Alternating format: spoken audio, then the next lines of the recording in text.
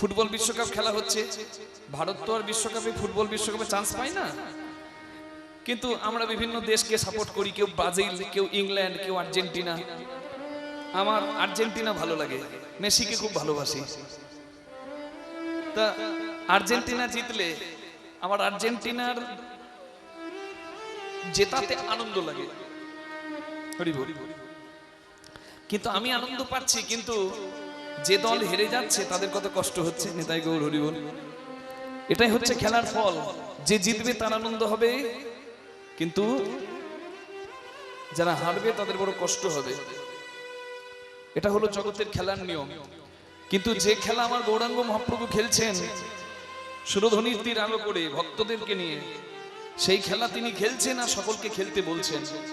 কারণ এই খেলায় কেউ হারে না, সবাই জেতে। এই খেলা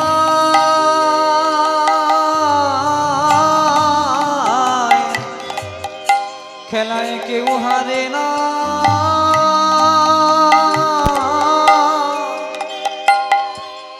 কেউ হারে না, সবাই জেতে। যেজন হরি নামে খেলাতে মাতে, এই খেলায় কেউ হারে না, সবাই জেতে।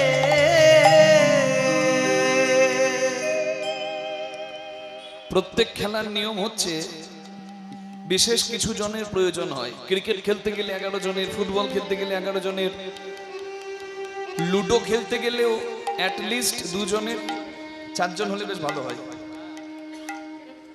কিন্তু আমার গৌরাঙ্গ মহাপ্রভু বললেন হরি নামের খেলায় মারতে। কেন? কারণ 1 লক্ষ মানুষ যদি এক জায়গায় এসে জড়ো হয়, তারাও হরি নামের খেলা খেলতে পারে, আনন্দ করতে পারে। আবার যদি তোমার খেলার সঙ্গে কেউ না থাকে, তুমি সংসারে বড় একা হও, তুমি একাও এই খেলা খেলতে পারো। আর এই খেলাতে জগতে যা হয় অন্য কোনো খেলাতে তা নয়। কেন? এই খেলাতে যখন ভক্ত বিভোর হয়, তখন উঁচু নিচু ভেদ তার ভেতর থেকে দূরে যায়।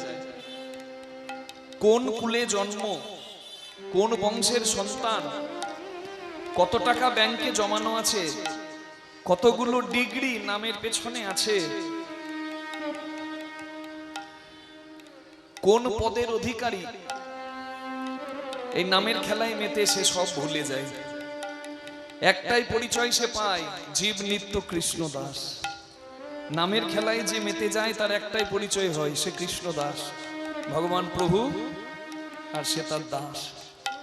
আর এই বাহ্যিক স্মৃতি শূন্য হয় বলে, বাইরের অহংকারের পরিচয়টা দূর হয় বলে, জগতে এমনও দেখা যায় এই নামের খেলায় মেতে কত পিতা ধরে তার পুত্রের চরণ, কত পিতা ধরে তার পুত্রের চরণ, তাদের দেহ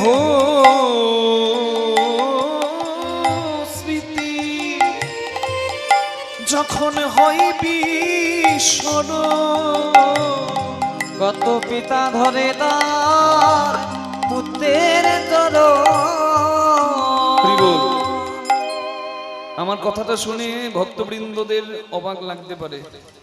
ওগো আমার ভক্তিমতী মায়েরা, আমি কীর্তনে বলছি নামের খেলায় মেতে এই ভক্তি জগতে বাবা ছেলেকে প্রণাম করে, এটা অনেকে বিশ্বাস করবে না আমি জানি। তাই আমি 2টি উদাহরণ দিচ্ছি, 2টি দৃষ্টান্ত বলছি। একটা 2025-26 সালের ঘটনা, আর একটা অনেক দিন আগের বহু পুরনো সেই রামায়ণের ঘটনা। তাহলে বুঝতে পারবেন যে নামের কি গুণ। এই যে পার্থিব জগতে ছোট বড়, এই ছোট বড়র ভেদই থাকে না নামের জগতে। জয় রাধে। আপনারা সবাই জানেন একজনকে, বৃন্দাবনের এখন পরম ভজনের সাধক প্রেমানন্দ মহারাজ। বাঁকে বিহারী মন্দির দেখার বৃন্দাবনে যত ভিড়, আপনারা এখন দেখতে পাবেন বৃন্দাবনে এক সাধুকে দেখার তত ভিড়। রাত 2টো থেকে 3টে থেকে ভক্তরা দাঁড়িয়ে থাকে রাস্তার দুপাশে, লাখ লাখ ভক্ত এক ঝলক সেই মানুষরূপী ভগবানকে দেখবে বলে। হরি বল। তার কথাতে জগতে কত অমানুষ মানুষ হয়ে গেছে, কত গৃহী সংসারী ব্যভিচারী মানুষ সদাচারী হয়ে গেছে। মানুষ নিজেদের মধ্যে সংযম আনতে পেরেছে, ব্রহ্মচর্য ধারণ করতে পারছে, সদাচার করতে পারছে, শুদ্ধ আহার করতে পারছে। তার কথায় মানুষের মাঝে দিয়ে যায় যারা দেবতার পরিচয়, মানুষ তারা তো নয়, মানুষ তারা তো নয়। সেই প্রেমানন্দ মহারাজজি মাত্র 9 বছর বয়সে সন্ন্যাসী হয়ে যান। তার দাদু সন্ন্যাসী হয়েছে বলে সেও সন্ন্যাসী হয়ে যায় মাত্র 9 বছর বয়সে। মাতা পিতাকে প্রণাম জানিয়ে গ্রাম জননী জন্মভূমিশ্চ স্বর্গাদপি গরীয়সী, জননী আর জন্মভূমি যেটি স্বর্গের থেকেও প্রিয়, সেই জননী আর জন্মভূমিকে চির বিদায় জানিয়ে যিনি চলে যান মাত্র 9 বছর বয়সে, একটা ছোট্ট শিশু বিদায় জানিয়ে চলে যায় সাধনার পথে। কাশীধামে এসে মোক্ষ লাভের আশায় কখনো মণিকর্ণিকা ঘাট, কখনো দশাশ্বমেধ ঘাট, কখনো হরিশ্চন্দ্র নাজার ঘাটে শবদাহ দেখে, বৃক্ষের তলায় বসে মোক্ষের জন্য তপস্যা করে। কিন্তু বৃন্দাবনের এক রসিক সাধু বহুদিন পরে সেই সাধুর সান্নিধ্য লাভ করে প্রেমানন্দ মহারাজ। তখনও তার নাম ছিল মা বাবার দেওয়া নাম, আধার কার্ডের নাম অনিরুদ্ধ পাণ্ডে। কিন্তু বৃন্দাবনের সেই রসিক সাধু কাশীতে এসে সেই অনিরুদ্ধ পাণ্ডেকে দেখে বলল, বাবা তুমি এখানে বসে তপস্যা করো নিরন্তর, কিসের আশায়? বলে আমি মোক্ষ চাই। বলে ধর্ম, অর্থ, কাম আর মোক্ষ এটি তো সংসারের চতুর্বর্গ, ভবের চতুর্বর্গ, এর আশেই তো সবাই বসে আছে। কিন্তু যদি তুমি পরম পরম দুর্লভ সম্পদ রপ্ত করতে পারো, তাহলে যে রসে ভগবান হয় বশ, সেই রসের নাম প্রেম রস, ভক্তি রস। তুমি বৃন্দাবনে চলো, গোপীরা গোবিন্দকে ভালোবেসেছিল, সেইভাবে তুমি ভগবানকে ভালোবাসো। রসিক সাধুর সঙ্গে এলেন অনিরুদ্ধ পাণ্ডে বৃন্দাবনে, রাধা বল্লভী সম্প্রদায় ভুক্ত হয়ে গোপী ভাবে, মানে গোপীরা যেমন গোবিন্দকে ভালোবাসে সেইভাবে তিনি কৃষ্ণ ভজন শুরু করলেন। মুখে তার সর্বদা রাধে রাধে নাম। তার কথাতে ধন্য হলো জগতে কত মানুষ, কত গৃহী। তার মহিমা কীর্তন যখন দেশ দেশান্তরে ছড়িয়ে গেল,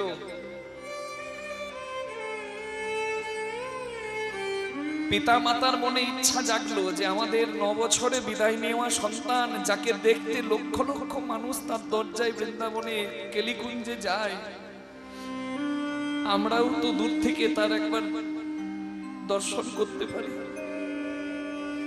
জন্মদাতা পিতা, জন্মধাত্রী মা বৃন্দাবনে গিয়ে দূর থেকে প্রেমানন্দ মহারাজকে দেখে প্রণাম করলেন।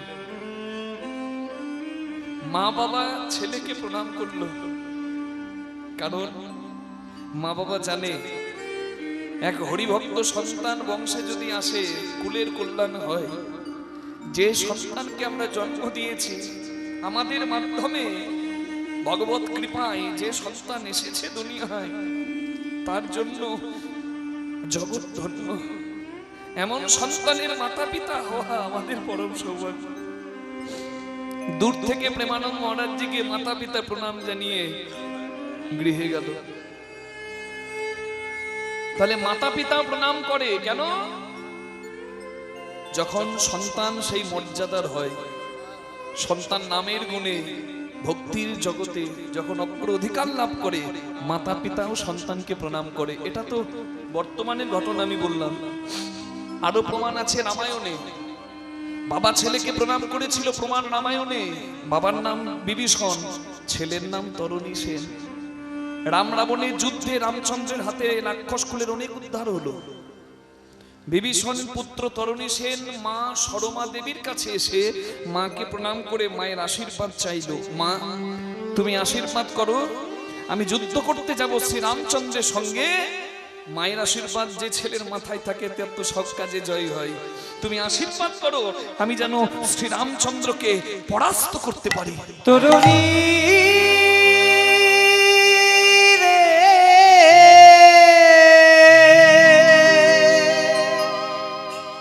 ছেলের মুখে আঙুল দিয়ে ছেলের ভুলটা মা ভেঙে দিল। মাটি যদি খাঁটি হয় ফসল ভালো হয়, জানি তাই। মা ছেলের আঙুলে মুখে আঙুল দিয়ে বলল, চুপ কর বাবা, কখনো এই কথা আর বলবি না। ভগবান কি কেউ হারাতে পারে? তাকে জয় করা যায়, তাকে হারানো দায়। তুই যখন প্রতিজ্ঞা করেছিস তুই যুদ্ধ করতে যাবি, আমি তোকে আটকাবো না। তবে আয়, তোর মুখ আর কোনোদিন দেখতে পাবো কিনা জানি না, তোকে আমি শেষবারের মতো মনের মতো সাজাই। সন্তানকে ভক্ত সাজে সাজিয়ে দিল মা সরমা। কেন? ভক্ত হয়ে যদি ভগবানের হাতে উদ্ধার পায় তার জন্ম ধন্য। এই হলো মা। ছোট্ট বাচ্চা ভজন পথে যাচ্ছে, মা যদি বাধা দেয়, সে মা নয়, সে মা নয়, সে আনারি। আর যে এগিয়ে দেয় সেই তো সোনুরি। সারা গায়ে রাম নাম লিখে দিল। যে রাম নাম আজকে আপনাদের হরিমাসরের দিকে দিকে, সেই রাম নাম লিখে দিল সারা গায়ে। মা, আমি তাহলে আসি। আর দেখা হবে কিনা তা তো জানি না, তবে আমি তোমার শেষ ইচ্ছাটা পূরণ করে দিয়ে যেতে চাই। তুমি আমার কাছে কিছু চাও? মাথাতে হাত দিয়ে বলল, বাবা তুই আমার একটা কথা রাখবি, কথা দে। নিশ্চয়ই মা, বলো। যদি তুই আর না ফিরিস, যদি ওই যুদ্ধক্ষেত্রেই তোর প্রাণ যায়, যখন তোর প্রাণ বের হবে তুই বদনে ওই রাম নাম করিস।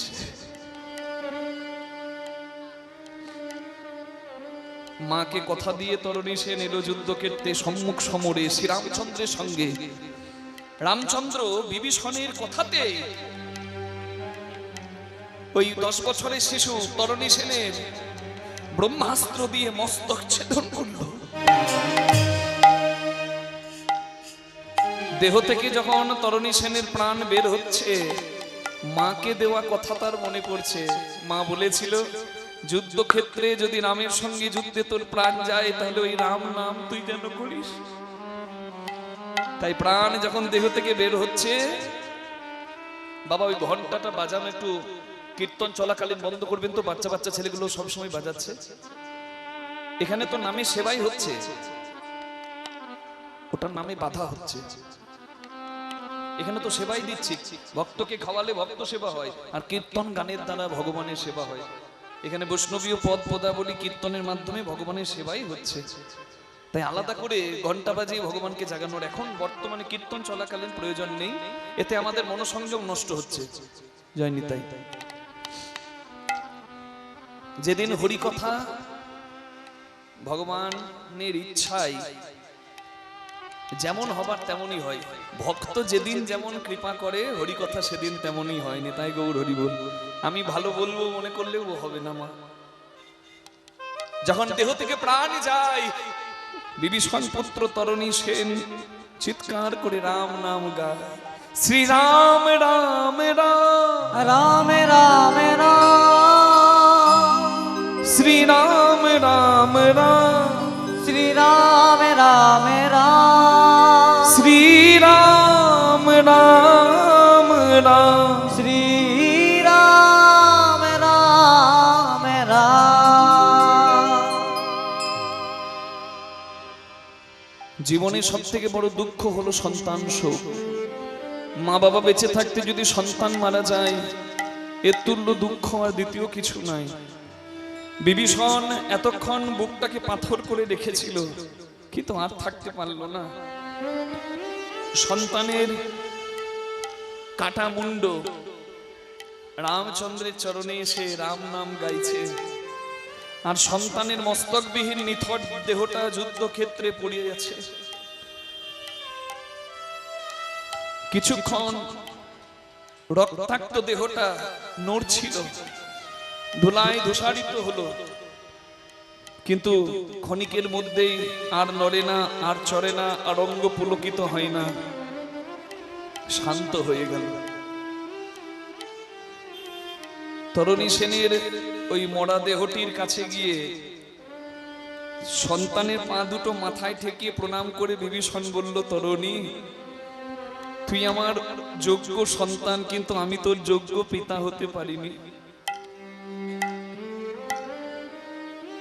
আমি চাইলে তোকে বাঁচাতে পারতাম, কিন্তু আমি তোর পরিচয় বলিনি। কেন জানিস বাবা?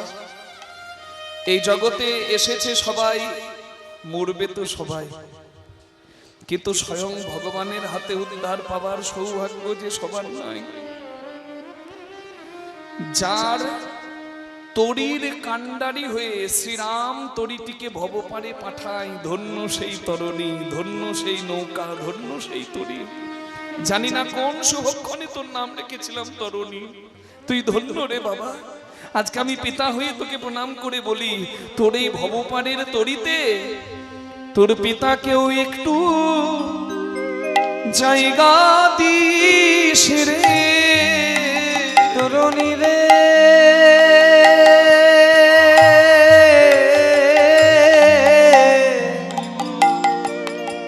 তোর পিতাকে একটু জায়গা দিস রে,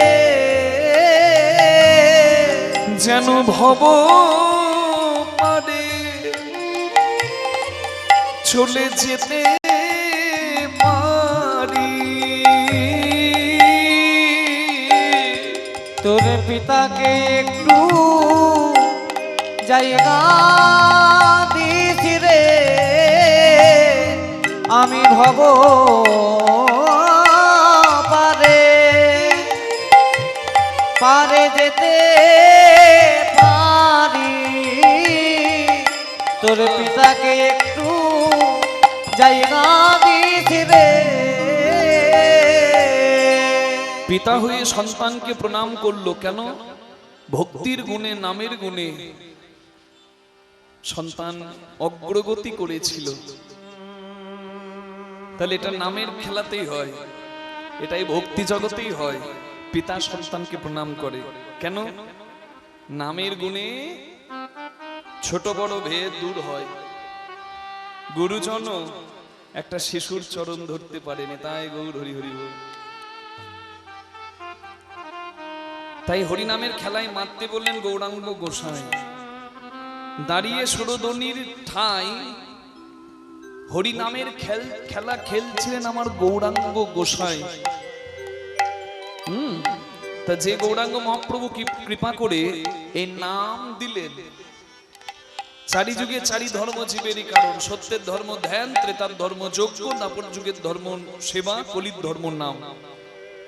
যিনি এই নামে মাতোয়ারা করলেন জগৎকে, তার গুণগান আমরা একটু কীর্তন করতেই পারি, কি করা যায় না? সবাই মিলে প্রথমেই ভজ গৌরাঙ্গ কহ গৌরাঙ্গ লহ গৌরাঙ্গের নাম রে। ভজ গৌরাঙ্গ কহ গৌরাঙ্গ লহ গৌরাঙ্গের নাম রে। যে জনা গৌরাঙ্গ ভজে সে হয় আমার প্রাণ রে। যে জনা গৌরাঙ্গ ভজে সে হয় আমার প্রাণ রে। যে জনা গৌরাঙ্গ ভজে সে হয় আমার প্রাণ রে। ভজ গৌরাঙ্গ কহ গৌরাঙ্গ লহ গৌরাঙ্গের নাম রে। ভজ গৌরাঙ্গ কহ গৌরাঙ্গ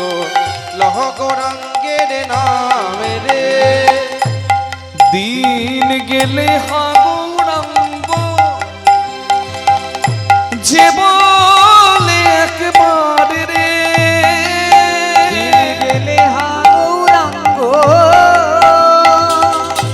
যে বলে একবার রে সে জন আমার হয় আমি হই তার রে ভজ গৌরাঙ্গ কহ গৌরাঙ্গ লহ গৌরাঙ্গের নাম রে ভজ গৌরাঙ্গ কহ গৌরাঙ্গ লহ গৌরাঙ্গের নামে রে ভজ গৌরাঙ্গ কহ গৌরাঙ্গ লহ গৌরাঙ্গের নাম রে হরি বল জয় রাধে। দাদা ভাই একটু মনিটর গুলো একটু সামনে করে দেবেন, সাউন্ডটা ফিডব্যাকে কম আসছে খুব। একসঙ্গে যখন বাজনা গান মিউজিক একসঙ্গে বাজছে তখন একদমই আসছে না কানে। হয় মনিটর বক্স গুলো একটু সামনে করে দিন, না হলে একটু মনিটর বাড়ান সাউন্ডটা। জয় নিতাই। একটু করে বাড়ি দাও না হ্যাঁ একটু করে বাড়ান না সাউন্ড গুলো, খুব অসুবিধা হচ্ছে দিনের বেলা তো। জয় রাধে। হ্যাঁ আমরা সবাই গাইলাম, আমরা আনন্দ পেলাম মায়েরা। আপনারাও যদি আনন্দটা ভাগ করতে চান, আনন্দটা যদি আপনারাও নিতে চান, তাহলে আমাদের সঙ্গে সবাই একটু কীর্তন করুক। এ নাম তো সবার, তাই প্রাণ ভরে সবাই কীর্তন করুক। কি বলবেন দেখি করতালি দিয়ে কেমন হয়?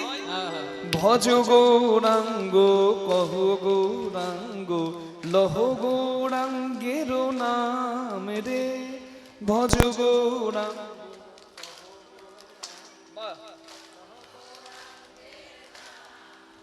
এবার যে জনা গৌরাঙ্গ ভজে, বাহ, যে জনা গৌরাঙ্গ ভজে, আরেকবার যে জনা এই তো নবদ্বীপ, এই তো বৃন্দাবন। জয় হোক আপনাদের। এবার একসঙ্গে সবাই ভজ গৌরাঙ্গ কহ গৌরাঙ্গ লহ গৌরাঙ্গের নাম রে ভজ গৌরাঙ্গ কহ গৌরাঙ্গ লহ গৌরাঙ্গের নাম রে ভজ গৌরাঙ্গ কহ গৌরাঙ্গ লহ গৌরাঙ্গের নাম রে ভজ গৌরাঙ্গ কহ গৌরাঙ্গ লহ গৌরাঙ্গের নাম রে ভজ গৌরাঙ্গ কহ গৌরাঙ্গ হরি হরি গৌরাঙ্গের নাম রে ভজ গৌরাঙ্গ কহ গৌরাঙ্গ লহ গৌরাঙ্গের নামে রে লহ গৌরাঙ্গের নাম রে লহ লহ গৌরাঙ্গের নামে রে বলুন গৌরাঙ্গ মহাপ্রভু কি জয় নিতাই চাঁদ কি জয় নিজ নিজ শ্রী গুরু মহারাজ কি জয় হরি বল।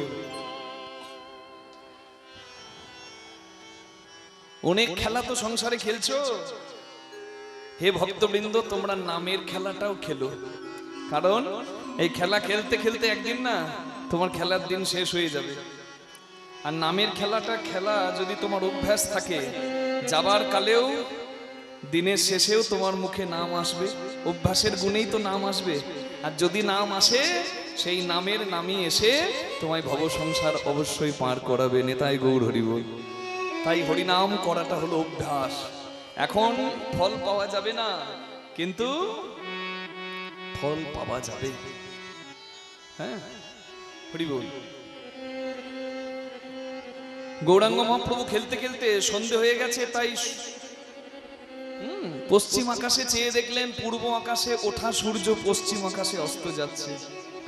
তাই ভক্তবৃন্দকে ডেকে বললেন, হে ভক্তবৃন্দ চেয়ে দেখো, পূর্বের আকাশের সূর্য যেমন পশ্চিম আকাশে অস্ত যায়, আমাদের আয়ু সূর্য একটু একটু করে মৃত্যুর কোলে ঢলে পড়ছে ভাই।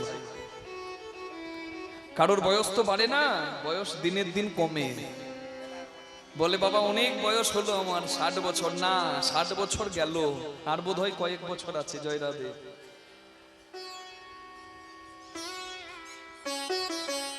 তা সূর্য অস্ত যাচ্ছে, ঠিক যেমন করে আমাদের আয়ু সূর্যটা মৃত্যুর কোলে অস্ত যাচ্ছে। ঘরে যেতে হবে, সূর্য অস্ত হলে সন্ধে হয়ে গেলে ঘরে ফিরতে হয় ছেলেকে, কারণ মা বাবা চিন্তা করে। ঠিক তেমনি হরি বল, আয়ু সূর্য অস্ত গেলেও জীবন রবি মৃত্যুর কোলে ঢলে পড়লেও আমাদেরকে যেতে হয় সেই আসল ঘরে। হরি বল, হরি বল।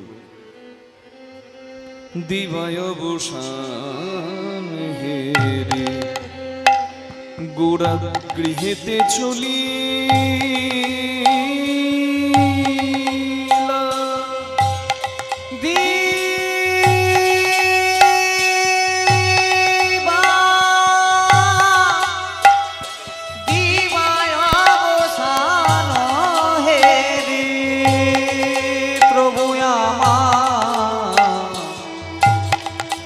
গৃহেতে চলি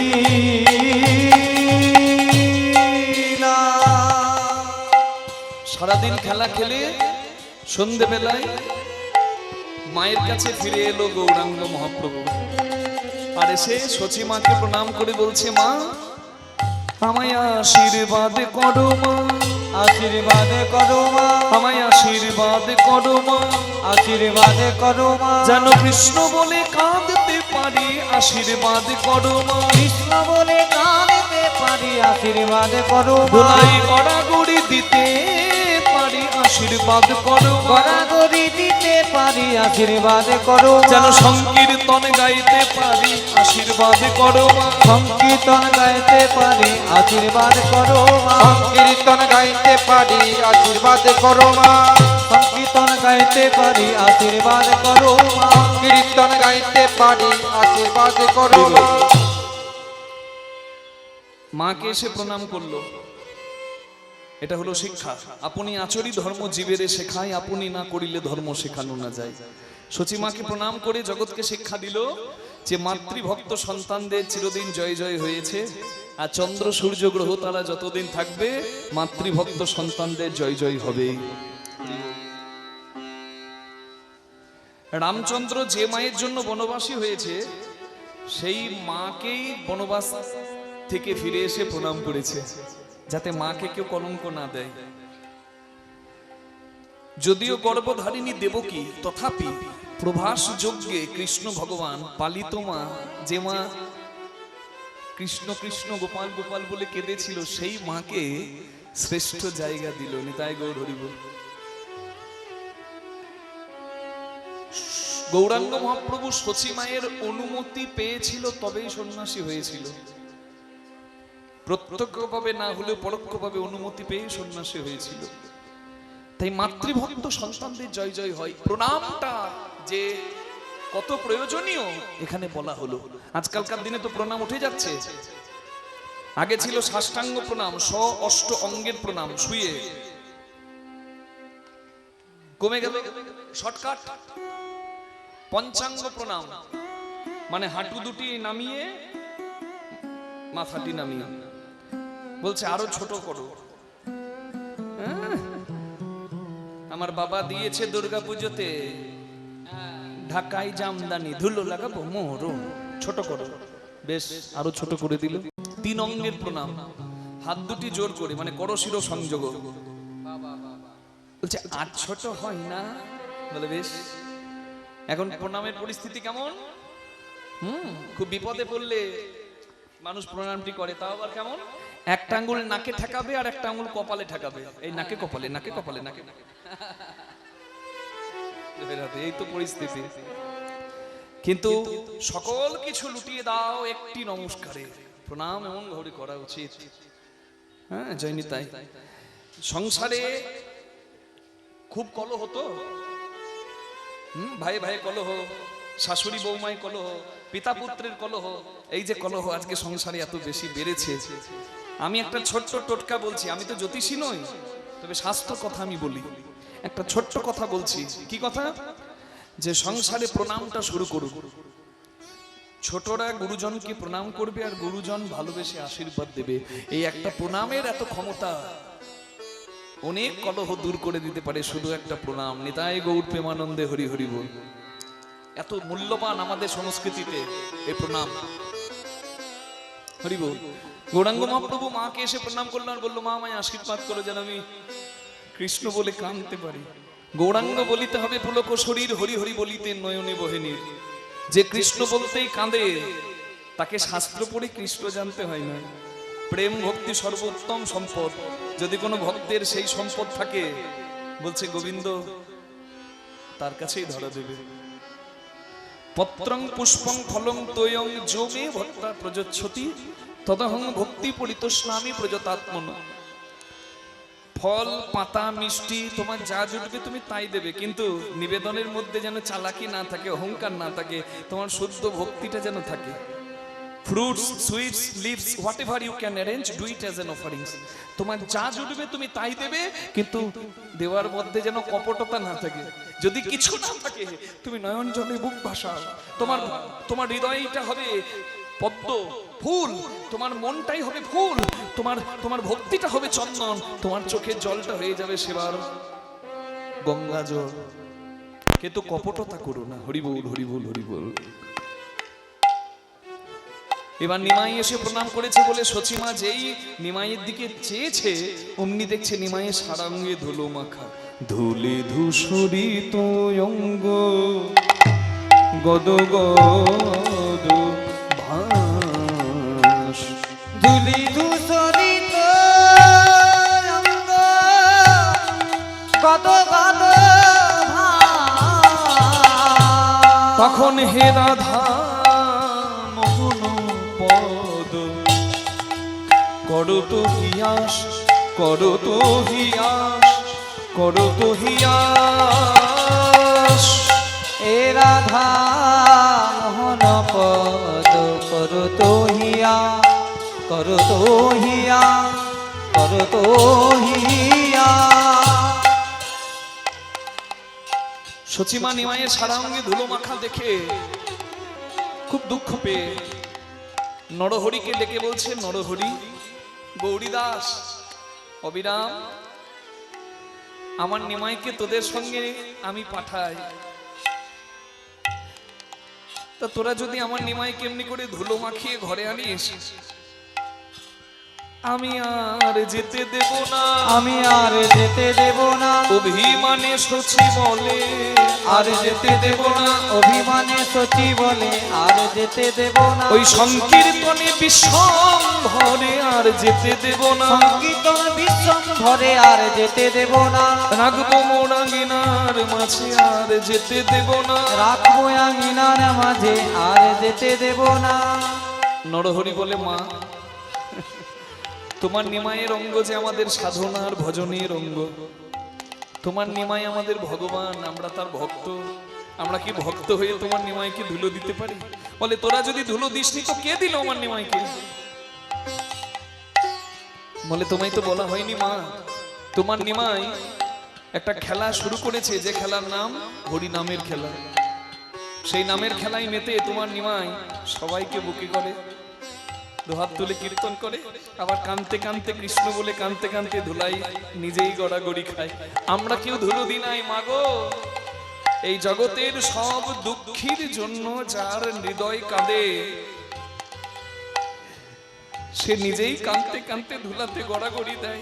আপনি মেখেছে ধুলায় আপনি মেখেছে, ধুলায় আপনি মেখেছে, ধুলায় আপনি মেখেছে, তার ধুলা মাখার স্বাদ হয়েছে আপনি মেখেছে, ধুলা মাখার সাদে হয়েছে আপনি মেখেছে, ধুলা মাখার সাজ হয়েছে আপনি মেখেছে।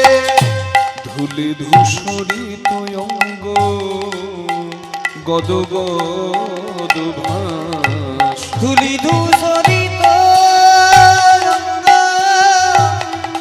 গদ গদ ভাস। তখন হে রাধা মোহন পদ করো তো হিয়াস, করো তো হিয়াস, করো তো হিয়াস।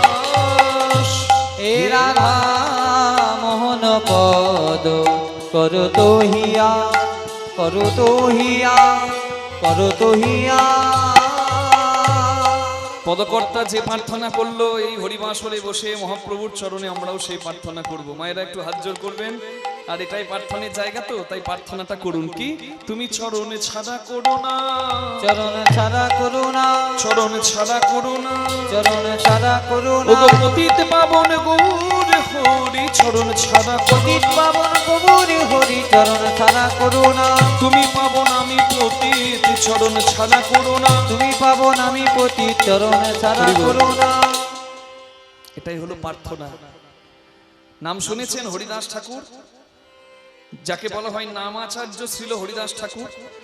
জন্ম নিয়ে যার 3 কুল গেছে, জাতিকুল, পিতৃকুল, মাতৃকুল, সব কুল গেছে, কিন্তু তার অকুলের কুল হয়েছে আমার গৌরাঙ্গ। হরিদাসকে বক্ষে ধরেছে। হরিদাস ঠাকুর পুরীধামে বসে প্রতিদিন জীবনের শেষ সময়ে প্রতিদিন 3 লক্ষ নাম জপ করতেন। কত লক্ষ? 3 লক্ষ। আচ্ছা, আমি যে এই যে বলে দিলাম একদিনে 3 লাখ নাম জপ করতো, 3 লক্ষ একবার হিসেব করুন তো। যদি হরে কৃষ্ণ কৃষ্ণ কৃষ্ণ হরে হরে এটা বলতে হয় কত সময় লাগবে? যদি আমি বলি আমার কতক্ষণ লাগবে? হরে কৃষ্ণ কৃষ্ণ কৃষ্ণ হরে হরে হরে রাম রাম রাম হরে হরে 4 সেকেন্ড। আরো স্পিডে হরে কৃষ্ণ কৃষ্ণ কৃষ্ণ হরে হরে হরে রাম রাম হরে হরে 3 সেকেন্ড। আরো স্পিডে 2 সেকেন্ড। হরিদাস ঠাকুর খুব স্পিডে জপ করতে পারতো, এটা মানলাম। তাহলে ধরি যে 1 সেকেন্ডে একবার বলে দেয়, তাই তো? তাহলে 1 সেকেন্ডে যদি একবার হরে কৃষ্ণ কৃষ্ণ কৃষ্ণ হরে হরে হরে রাম রাম রাম হরে হরে এটা যদি বলা যায় 1 সেকেন্ডে একবার, এর হরিদাস ঠাকুরের দ্বারা সম্ভব, আমাদের হবে না। তাহলে 1 সেকেন্ডে যদি বলা হয় তাহলে 60 সেকেন্ডে কবার হবে? 60 বার। তারপরে 60 মিনিটে 1 ঘন্টা, তাহলে 1 ঘন্টায় কত হবে? 60 গুণ 60 কত? 3600 বার। তাহলে 24 ঘন্টায় একদিন, 1 ঘন্টায় যদি 36 বার হয় তাহলে 24 ঘন্টায় কতবার হবে? 1 লাখও হবে না। তাহলে আমি যে কীর্তনের আসরে দাঁড়িয়ে বলছি যে 3 লাখ নাম জপ করত, আসলে হরিদাস ঠাকুর হরি বল শুধু কি সাধারণ মানুষ ছিলেন? হ্যাঁ, 22 বাজারে বেত্রাঘাত সহ্য করেছে, মোড়া ভেবে তাকে ফেলে দিয়েছে জলে, কিন্তু মোড়া দেহে তার নাম ধ্বনিত হয়েছে নিতাই গৌর হরি বল। সে কি আর সাধারণ কেউ হয়? তাই হরিদাস ঠাকুরের 3 লক্ষ নাম জপ করা সম্ভব, আমাদের এই জগতে কারোর সম্ভব নয়। কারণ হরিদাস ঠাকুরের জিহ্বাটার নামে কাঁপতো, কম্পিত হতো, জিহ্বাটাই করে দিত সব সময় নাম। তাহলে হরিদাস ঠাকুরের ছিল 3 লক্ষ। আমরা তো জপ করতে পারবো না 3 লক্ষ, তবে আমাদের হওয়া উচিত 3 লক্ষ। কি ছিলাম কোথায়, আছি কোথায়, যাব কোথায়, এই লক্ষ্য ঠিক হলেই আমাদেরও ভবে আসা সার্থক। নিতাই গৌর প্রেমানন্দে হরি হরি হরি বল। জয় রাধে। হরিদাস ঠাকুর জগন্নাথের প্রসাদ পায়, 3 লক্ষ নাম জপ করে দিন কাটায়। একদিন জগন্নাথের প্রসাদ হরিদাস ঠাকুর গ্রহণ করলেন না। এই খবরটা গৌরাঙ্গ মহাপ্রভুর কাছে যখন গেল, গৌরাঙ্গ মহাপ্রভু দেখতে এলো হরিদাসকে আর বলছে, হরিদাস তুমি জগন্নাথের প্রসাদকে উপেক্ষা করেছো, জগন্নাথের প্রসাদ গ্রহণ করনি কেন? হরিদাস ঠাকুর তখন মহাপ্রভুর কাছে হাত জোড় করে বলছে, প্রভু আমি সারা জীবন জগন্নাথের প্রসাদ পেয়েছি, তবে আজকে আমি আমার সচল জগন্নাথ গৌর হরির কাছে প্রসাদ চাইছি। আজকেই আমার তো শেষ দিন। যে জন সাধক হয় সে তো বুঝতে পারে জীবনের শেষ দিন কবে। হরিদাস ঠাকুর বলল, প্রভু এবার যে আমাকে চলে যেতে হবে, আজই আমার শেষ দিন, তবে আমি তোমার কাছে আজ কিছু প্রার্থনা জানাই, তুমি আমায় দেবে হে গোসাই। গৌরাঙ্গ মহাপ্রভু বললেন, বলো হরিদাস তোমার কি চাই? বলে, আমার দেহ থেকে যখন প্রাণটা বের হবে আমি নয়নে যেন তোমার শিরূপ দেখি, আমার শ্রবণে যেন তোমার কণ্ঠের নাম আসে, আমার জিহ্বা যেন নামে ধ্বনিত হয়, আর আমার দেহ থেকে যখন প্রাণটা বের হবে তুমি কৃপা করে তোমার যুগল চরণ যেন আমার বক্ষের মাঝে দিও গোসাই। এটা হলো প্রার্থনা।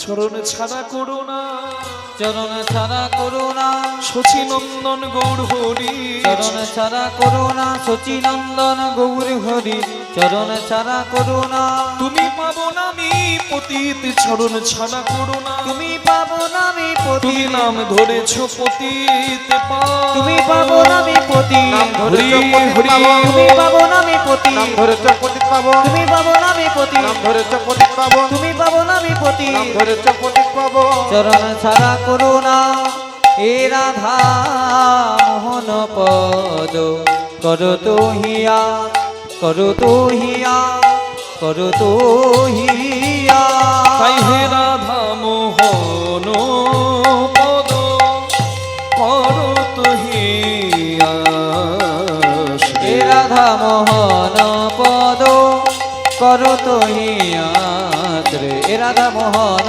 পদ করো তো হিয়াত রে এ রাধা মোহন পদ করো তো হিয়াত রে হে রাধা মোহন জয় জয় নিতাই গৌর প্রেমানন্দে হরি